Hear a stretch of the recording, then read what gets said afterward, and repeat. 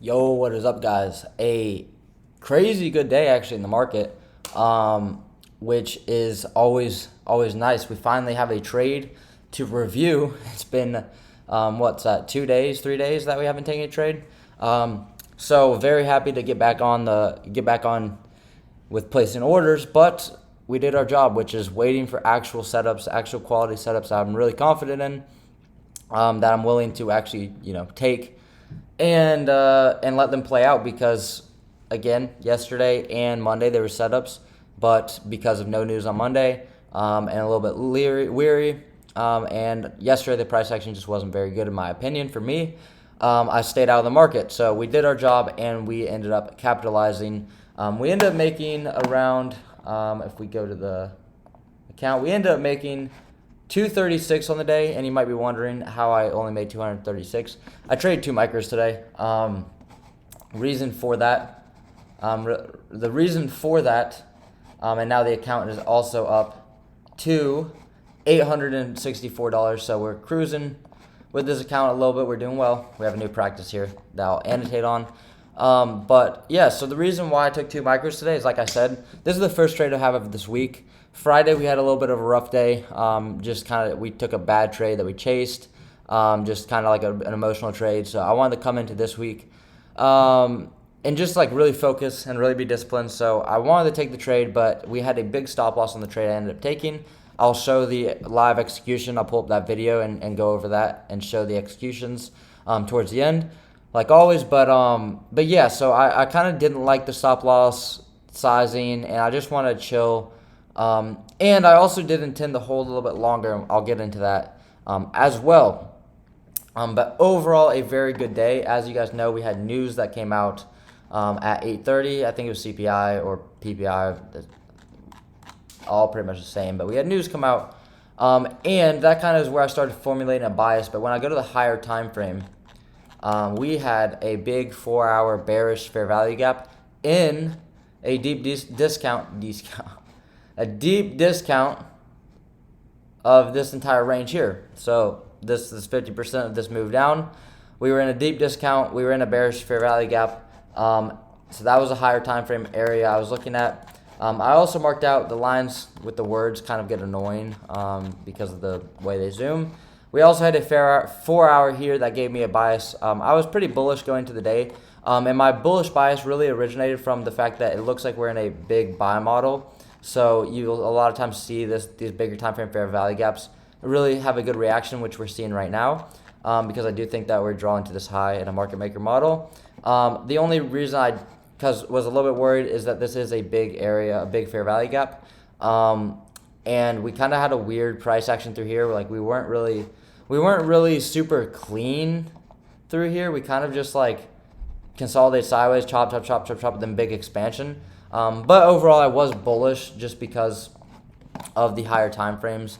And honestly, like the stock market on the NASDAQ and S&P just historically go up. So like if you're bullish more often than you're not, you'll probably, like statistically, you probably come out ahead in general. And I'm not saying like just to be bullish every day, but I am saying that is very much more likely that a bullish bias will play out if there's like any context for it, which is just something that I feel like happens that could really not have too much truth behind it. But anyways, again, along with the bias, we had the original consolidation here. This is kind of like a power of three. This news candle kind of messes up the power of three because you would look for manipulation above and then distribution down lower. We kind of get manipulation on both ends. We create an SMT with this low. But with these data candles, obviously I watched a lot of Dodgy's content. So I really, like, he's really obviously put me onto the data candles. So on these types of days, I kind of just wait for my bias, right? So if I was bullish, I want to see the data low get hit.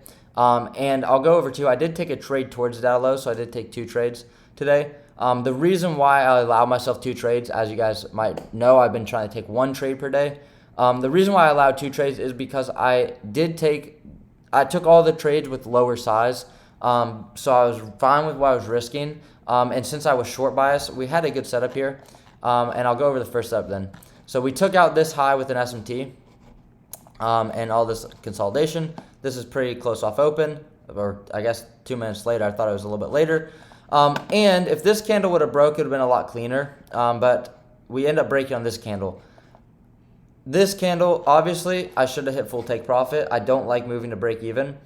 There's a few reasons, and I don't know if they're mistakes or not mistakes, but there's a few reasons why I ended up getting stopped at break even. Again, I'm trying to move away from going to break even, and I'm trying to get away from these types of subs that I feel like I need to go break even.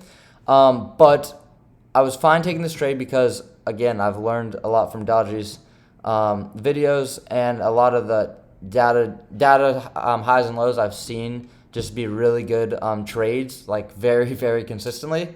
So the data, I mean, I doubt that anyone, actually, no, I'm not going to say that. I'm sure most people have seen Dodgy's trading, probably, because I've definitely mentioned him a lot of times. And he's obviously bigger in the trading space than I am. But I don't want to just act like everyone's heard about it, because maybe they haven't.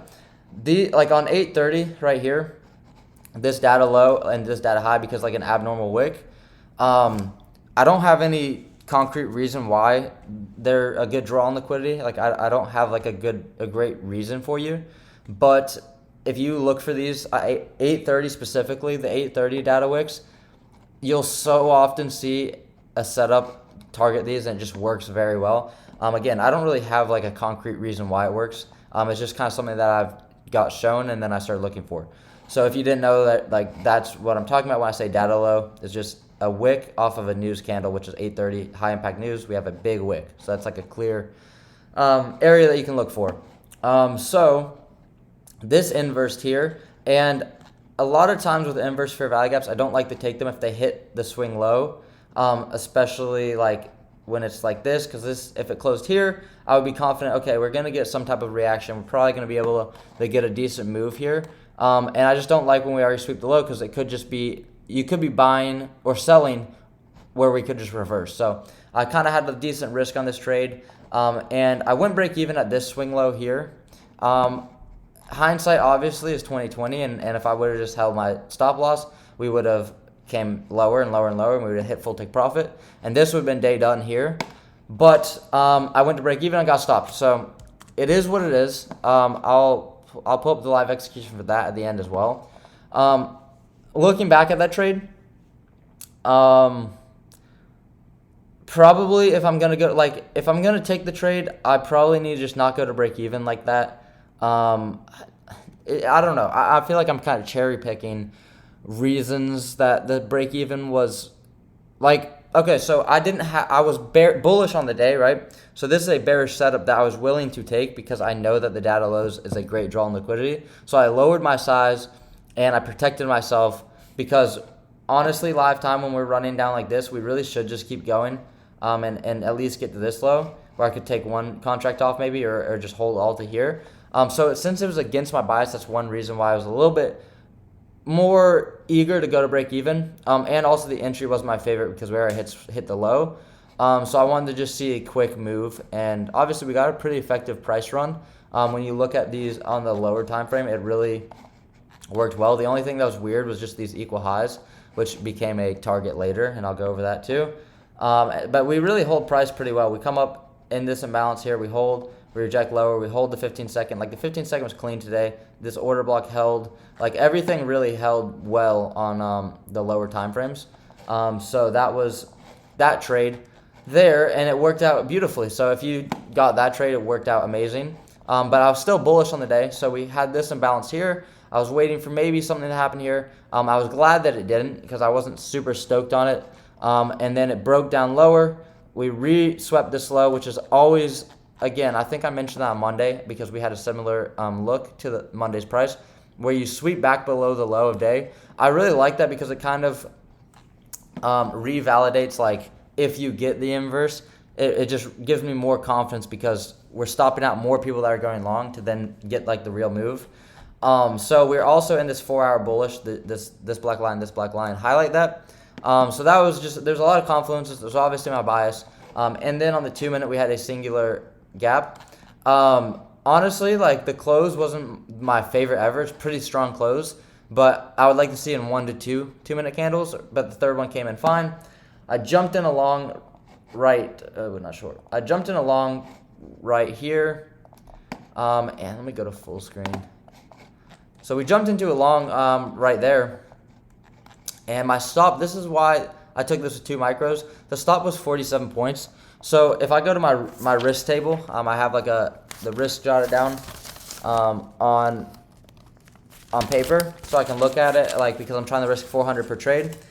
And if I'm willing to risk, I was having to risk 47 points. So for 47 points, that would have been 4 micros. So I actually came in with half size on this trade for the setup, which is fine. It will skew the risk if I go in and lose tomorrow. It will be annoying because technically I could have risked 400 on this trade and made 500, so I could have had a nice risk, or I could have made like 450 something. So I could have gotten 1 risk to reward on my full position size. But I think since it's my first trade of the week, I was just more than happy to just get in with lower size, be able to hold the trade and not be too stressed out, and just kind of let the price validate my trade and just feel good about the trade. Hit a trade, like base hits, guys. Took it with 2 micros. I think that will obviously be super beneficial because, again, it's my first trade of the week. I missed Monday's move because of, like, in the charting review, I go over why. But after missing Monday, after not seeing anything that I want to see in price yesterday, which is good, that's what I need to work on, is just being fine, not taking trades. But those things combined led me kind of like, I didn't know if today's trade was more me trying to force a trade because I hadn't traded for 2 days. So I wanted to protect myself against my own psychology of, okay, this could be me just afraid of not taking a trade for 3 straight days and wanting to make money. So this looks good. I like it. I'm going to take it with lower size and just hold and not get worried if it starts going against me. And I'll just not have to lose $400 if I'm wrong, or if I look back and I don't like the setup as much as I did. I kind of want to just build that confidence. So today was really just a confidence builder, which is really what everyone should be striving to do when they're learning and like where I'm at. Is just really just don't obsess about the fact that this trade has ran further, right? I could obsess with the fact that this trade has gone another 100 something points from my take profit, and I could have targeted this high for sure, but I don't need to worry about that because these are the base hits that are going to build my trade in the long run. And also something I've noticed from the year of trading is that honestly we're getting kind of blessed with price action recently. Like this type of reversal, just like a straight move, like this is a 15-minute fair value gap because this buy model started playing out, and I learned the market maker models through Justin pretty well. This model here, the original consolidation, right? We had the original consolidation. We had the sell side of the curve. We swept liquidity. We're in a bigger time frame PD array, and then we get a clear sign of reversal, right? I would a lot of times expect this 15-minute to be retraced into to then go higher, and a lot of times you'd see that, and I have a lot of examples of that happen in my just experience. So that kind of just shows you like how efficient price is, how bullish price is. And recently we've been getting swings like this where we'll get a straight sell off and a straight buy back up. A lot of my experience from my trading over the last year isn't that's not how it works. Like that's not how we normally trade. And I noticed this 30-minute bearish fair value gap right here, which was actually obviously my take profit. We had the 30-minute bearish so these 2 black lines, just remember, are the 30-minute bearish. So from here to here was a bearish fair value gap. My full target was these equal highs on the 1 minute because there's a fair value gap untapped on here, and this is just a good draw on liquidity. Again, I learned from Dodge that stuff, so it's something that you'll see it when you start looking for it. But yeah, so I didn't have full confidence that we would run straight through this high or this 30-minute gap and run straight 73 points without pulling back at all. So I didn't want to stress myself out. I wanted to just take the trade off, have a good winning trade, a good day on Wednesday, so that we can end Wednesday with a good day, right? So we've had 3 good days this week. Monday we didn't take a trade, Tuesday we didn't take a trade, and today we took a winner. So that's 3 good experiences, good winning day, or good at winning days, right? Even though I didn't win on Monday and Tuesday, it's still good winning habits that I was building. So overall this week, I had 3 good days, and we only have 2 more left. So overall, I had a more positive week than I can even have a negative, which is I'm trying to add a lot more positive thinking, a lot more positive experiences into my trading, so I can get really used to that, right? So the model ended up playing out perfectly. But again, these price runs, this was a 260-point price run with the biggest black candle in the 5-minute being about 23 points. That's not really common. It's not really normal. It doesn't always happen. You can't always expect that, anticipate that. So leaving runners all the time, especially when I only had 2 micros, isn't always the best option. But in hindsight, obviously, it was very beautiful that it played out like this. So I'll pull up the live execution now for all you guys that stayed this far. Now, after this highs got taken, I would have no objective for the day.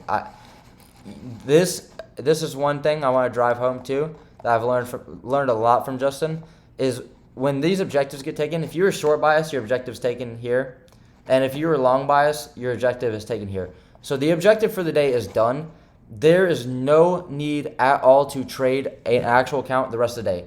Tape read for sure, gain experience, read the chart live, notice like concepts like fair value gaps, order blocks, turtle soups, like whatever. Try and learn for sure. Trade on paper for sure. But there should be no actual trades placed anymore because there's no more reason for price to do anything. We could keep going up the rest of the day. We could sell off. We could consolidate. It is also 12 lunch hour. There's just genuinely no reason to trade at all the rest of the day when you see this type of model play out. And I want you guys to get really, really good at that because that's one of the hardest things for me is being able to accept that if I didn't get a trade, and there's a lot of times back in the day where I might have missed the trades here because I might not have been confident taking this and I wanted to wait for this 15-minute to get a re-entry, which is valid. In my eyes, it's valid, but it didn't happen today. So there's a lot of times where I would see this whole entire price, like when I was bullish, not hit and not be able to get a trade. There's many, many, many days that this would happen where I'd have my bias play out, but I just never felt confident or never could find the entry I specifically wanted and it run through the objective. And then because I missed that move, the next decent setup I could get into, I was trying to take, and I was just offsides on the market because it just was me projecting what I wanted into something that's already played out perfectly, right? And that's something that I really feel like can be overlooked. I really think it can be overlooked in the marketplace. But this was a beautiful, beautiful day. I mean, these are the days that just instill confidence into my trading and just boost up what I'm doing and make me feel like I'm on the right path. So really happy with that. Let's get this execution pulled up right here. Let's see. So we'll pull up both executions. The first one being this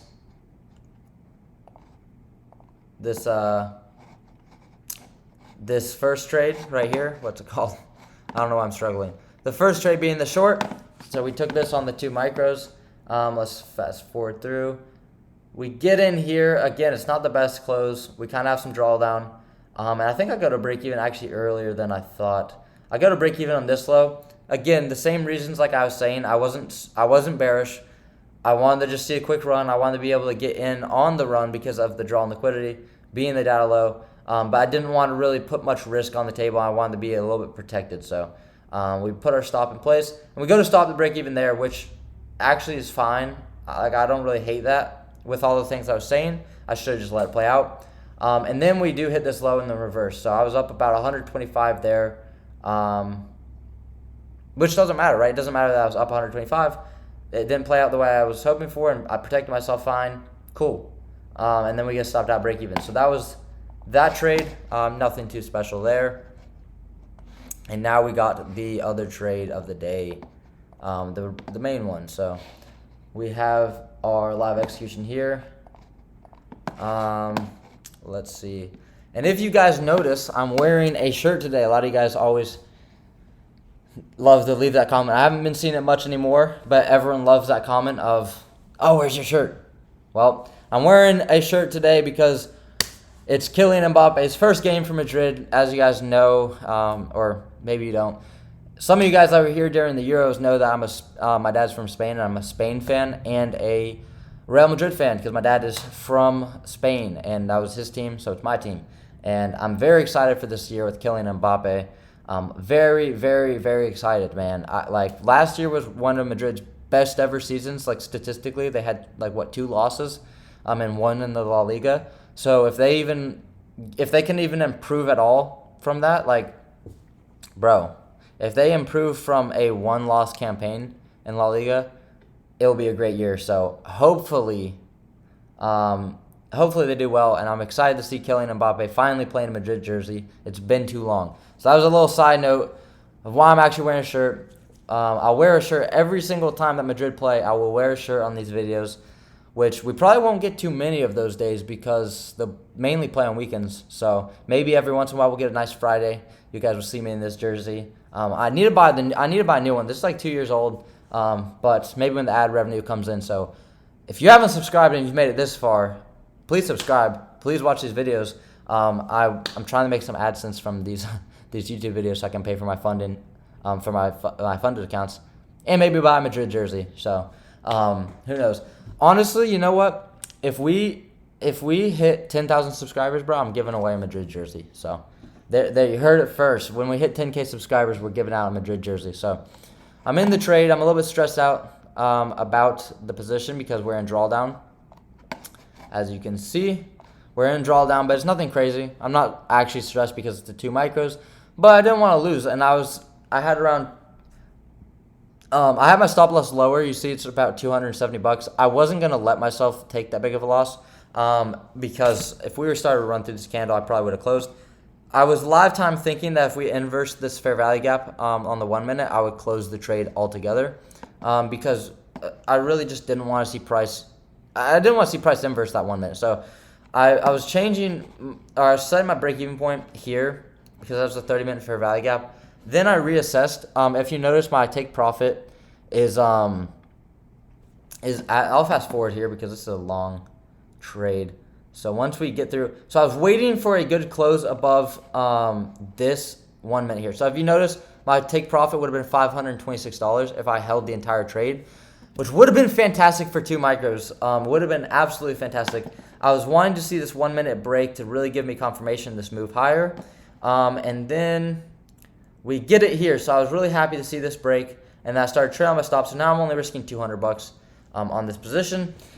And then I think I placed a limit order on this high because I was testing out to see how much that would be. That would have been $700, which again, in hindsight, that's why on the video I talked about on Saturday, the video I made about on Saturday, I commented about how, like, in hindsight, if I just take these trades and just hold, like, I would be getting paid. I would be passing these fundeds. Like, I would be having way better weeks. Today is not a day where it's valid because that price target is inflated or it's a little bit exaggerated because it's 2 micros. If I took full position here today, which I just couldn't have, but 4 micros, if I would have taken 4 micros to this high, it would have still been a killer day. It would have still been a $400, $500 day. That would have been all I needed to see, and that's all I needed to do is hit these base hits. For me, where I took profit today is a full take profit day. I moved my stop here to break even, and I don't really like this, but I'll go over it. I don't like it here because we haven't formed a fair value gap even yet, the hold price. We just have some inverses. I wouldn't mind putting my stop loss to this low to mitigate the risk, but we did have this inverse. The reason I don't like this stop loss move to break even, and the reason I think it was a little bit overeager, is because there's no need to do it, right? There's no reason for me to go to break even yet. At this point, right, we could wick and fill this fair value gap here and still go higher. So I do not like this fair value gap here. So I do not like this decision on my part. I do think that the main reason I made this decision was because the same reason I'm taking the trade with 2 micros is that I'm a little bit unsure today and I'm a little bit lacking confidence going into today. I put in the limit order for that high, the sell 1. So my plan was to sell 1 there and leave the runner. But again, obviously I took all of them off, and I'll go over that. So I'll let it play out. I really wanted to see this fair value gap break, and I would have been really confident. At this point, when the fair value gap breaks right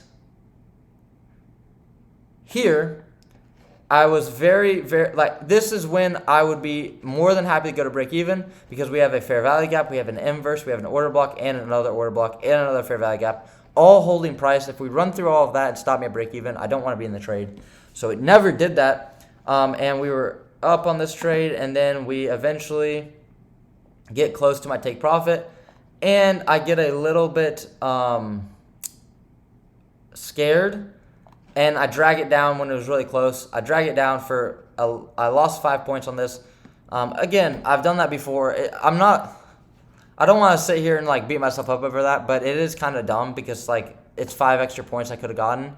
And on the micros, you don't feel as much as $10, but if that was a full contract, that's literally $100 I would just have robbed myself of. So I do need to get better at that. So there's a lot of things. Like this is why I recommend recording your trades so you can look back and really see the downfalls in your trading, because there's a lot of stuff I can improve even on a good trade, even on a great trade where I get 55 points. I still had a lot of there's just a lot of stuff I could have done better. At this point, I started just overthinking like always and just being like, are we really going to run straight to this target? I locked in $135 on this so far, and I would be targeting 263 more. So this would have been let's say 200. This would have been a $400 day. And as you know, we made 236. So we lost about 170 overall, which is decent. That's about half of my stop loss on a full size. And that would have been a full size day, on a $400 day. But again, it's not the end of the world. I'm not gonna lose sleep over it. I'm not gonna lose confidence. We got to watch the price play out after the fact. I ended up closing on this black candle, which again is just a little bit fearful, but I didn't want to give up $100 potentially and only make 135 on the day. So I was happy to take it off here, and I closed the trade for another $100 right here, another $102, and I end the day 235 positive. So that was my execution. And again, like I said, I don't want to just beat myself up here. I do think I could have done better. I think I could have managed it better. Given that I only had 2 micros, I think it was a fair decision to cut the trade there. Looking back, I think that should have just been my target and been happy with it. Just because I had the sights on equal highs is why I feel like a little bit hard done. But again, maybe if I took it with 6 micros, I could leave 1 runner there or 2. But 55 points is a great trade. It's good to just build confidence on the week. And yeah, there's nothing much else really to go into over that. Great day in the market. We're always going to want to make more. We always could make more, but it's just about building confidence, right? After you take a trade, and I took full profit here, being able to just watch and tape read and see it play out to here will just instill that confidence the next time, and eventually I'll be able to hold my runners with full confidence, right? It's something that I will be able to get to. But yeah, so that's something that I think I'll be able to get to in the long run. But in the meantime, today was a great day. So I will be ending the video here. Going to watch ICT's 2024 mentorship, and then Madrid at 3 p.m., baby. So look out for that game. Any Madrid fans, let me know. But yeah, I appreciate everyone. If you made it this far and aren't subscribed, that's pretty impressive. I don't think anyone will make it to this part of the video and not be subscribed. But if you are, let me know. And leave a comment if you're unsubscribed and you made it all the way through. If you're new to the channel, because again, I'm going to be completely honest. I really enjoy posting these videos. I really enjoy making these recaps. I enjoy improving trading, and I really enjoy seeing the people that comment day in day out on my channel, and I really appreciate you guys. It really feels like I have a little bit of an audience. And I love doing it, right? But I really, really do also want to make money on AdSense because, yeah, it would be cool to make money. When I started this channel, I didn't even have the potential to make ad revenue, and I didn't even think about it being possible. That wasn't even a thought because I never thought I could get to 1,000 subscribers. You guys have just surprised me. And now that it is possible, and now that I'm about to get monetized on YouTube, I'm like a little bit of watch hours away. Now that I'm able to get monetized, bro, your boy is kind of broke. Like, your boy doesn't make any money trading. So, that's I'm just being honest, bro. I would love a little AdSense from YouTube, pay my funded account bills, but you know what I mean. But that's obviously not the motivation for posting. But it is something, a nice little bonus, right? So if you aren't subscribed, just click a button. It's for free. If you don't want to subscribe, maybe push the like button. It's free. If you don't want to push the like button, maybe leave a comment. It helps the algorithm. But yeah, man. And this is some real sauce. I don't know why I always get myself rambling at the end here. You guys will notice that, I promise. But it's probably because I have no one to talk to during the day, bro, because trading's pretty dang lonely. I sit on a chart, listen to music, and trade, and then I record this video, and then I do nothing the rest of the day besides work out and run. So that's probably why I ramble on these videos, is because this is my only time, like, where I'm talking most of the day. But the real sauce is that if I can actually generate, I don't know what the YouTube ad revenue is going to look like yet, because I haven't gotten approved by YouTube yet. It'll take a little bit. But if the YouTube revenue is decent, if anyone of you guys like poker, I'm kind of a poker nerd. I love playing poker. I honestly want to start using my YouTube AdSense as a poker bankroll, and maybe start a series, maybe on a separate channel, maybe on this channel. I don't know. It'd kind of be weird to throw poker stuff on a trading channel, but and I don't condone gambling at all, for sure. I don't do it much. I don't play at casinos much, but I do love poker. I'm decent at it. Don't want to brag, but I'm decent at poker, and I know a lot about it. But I don't have a bankroll to play. So if the AdSense can make me about, like, if I can make like $200 a month from YouTube, then I'll maybe make like a monthly video going to a casino and buying in with my AdSense. And maybe I'm just degenerate, but if anyone's curious about that, let me know, because that's kind of my goal with the YouTube AdSense. If I can, like, pay my fundeds, because I buy about one funded a month, so that's like $50. And then if I pass, obviously it's $150. So if I can, like, cover my funded expenses, I'll, like, try and use my revenue to play poker, and maybe we'll make a series on that. Maybe I'd make like an Instagram and like post on there. I don't know. This is all just crazy rambling, bro. I'm sorry. I have no one to talk to. So I love everyone that watched these videos. Again, if you got this far, like and subscribe. I will see you guys tomorrow for hopefully another great day.